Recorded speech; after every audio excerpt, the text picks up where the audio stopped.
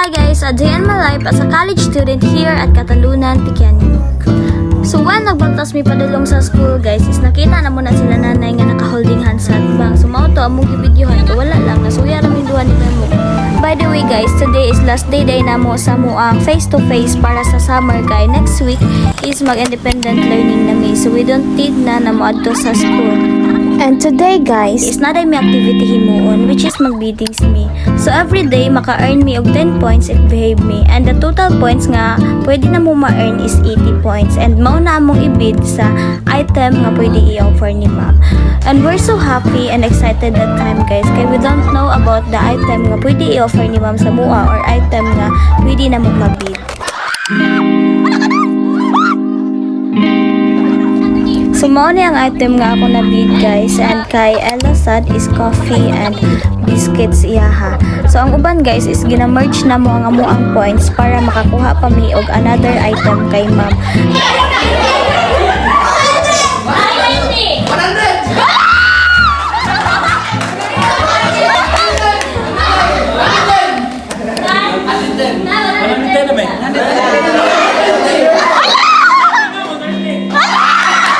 So mao to guys, grabe lingaw yu kayo miana nga day, and ang uban ako nga classmate guys is nakipag-barter sila sa item nga ilahang nakuha.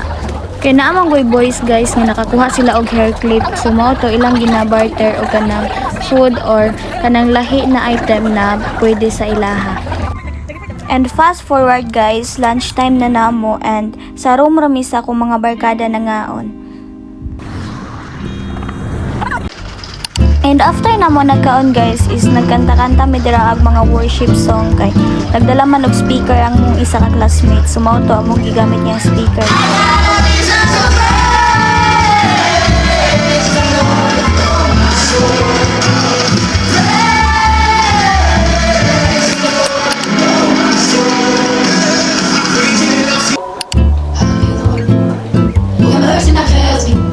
So diri nga time guys is last period na namo, and adto mi sa library ana kay gi-ask mi ni sir nga maghimo mig reviewer type about sa chapter 6 and chapter 7 sa topic nga mong na-discuss. And after that is niuli na sad mi. So ako lang isa nagbakta sana guys kay si Mimusin niuli siya turil and si Giselle is absent siya ana nga day. And that's all for today's video. Bye.